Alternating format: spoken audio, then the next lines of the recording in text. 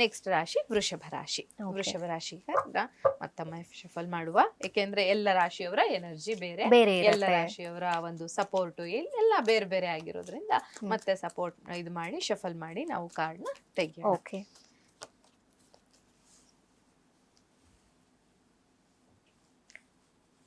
ವೃಷಭ ರಾಶಿಯವರ ಆರೋಗ್ಯ. ವೃಷಭ ರಾಶಿಯವರ ಆರೋಗ್ಯದ ವಿಚಾರಕ್ಕೆ ಬಂದಾಗ ಒಂದು ಕಾರ್ಡು, ಓಕೆ. ವೆಲ್ತ್ ವಿಚಾರಕ್ಕೆ ಬಂದಾಗ ಮತ್ತೊಂದು ಕಾರ್ಡು, ಎಸ್. ಕುಟುಂಬ ರಿಲೇಶನ್ಶಿಪ್ಗೆ ಒಂದು ಕಾರ್ಡು, ಓಕೆ. ಜಾಬ್ ರಿಲೇಟೆಡ್ ಆದಂಥ ಒಂದು ಒಂದು ಕಾರ್ಡ್. ಓಕೆ. 4 ಕಾರ್ಡ್ಗಳನ್ನ ನಾನು ಇಲ್ಲಿ ತೆಗೆದಿದ್ದೀನಿ. ಓಕೆ. ಮೊದಲನೇ ಕಾರ್ಡು ಫೂಲ್ ಅನ್ನುವಂತಹ ಕಾರ್ಡ್. ಹ್ಮ್. ಸೊ ಇದು ನಮ್ಗೆ ಪಾಸಿಟಿವ್ ಕಾರ್ಡ್. ಇದು Okay. ಮೊದಲನೇ ಕಾರ್ಡ್ ಡೆಕ್ ಅಲ್ಲಿ ಹ್ಮ್. ನಮ್ಗೆ ಇದು ಮೊದಲನೇ ಕಾರ್ಡ್ ಫೂಲ್ ಅನ್ನುವಂತಹ ಕಾರ್ಡ್. ಇದೇನ್ ಹೇಳುತ್ತೆ ಹೆಲ್ತ್ ವಿಚಾರದಲ್ಲಿ, ಇದು ಒಳ್ಳೇದೇ, ಪಾಸಿಟಿವ್ ಆಗಿದೆ, ಹೆಲ್ತ್ ಏನು ಪ್ರಾಬ್ಲಮ್ ಇಲ್ಲ. ಆದ್ರೆ ನೀವು ಕೇರ್ಲೆಸ್ ಆಗಿರ್ತೀರಾ.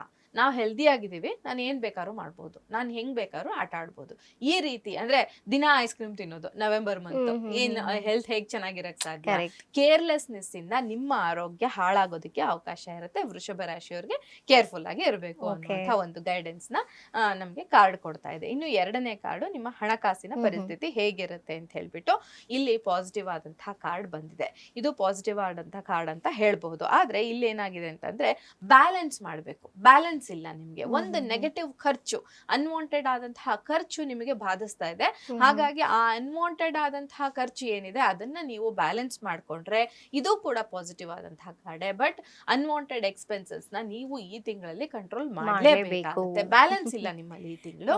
ಆ ಬ್ಯಾಲೆನ್ಸಿಂಗ್ ಕಡೆಗೆ ಹೆಚ್ಚು ಗಮನವನ್ನ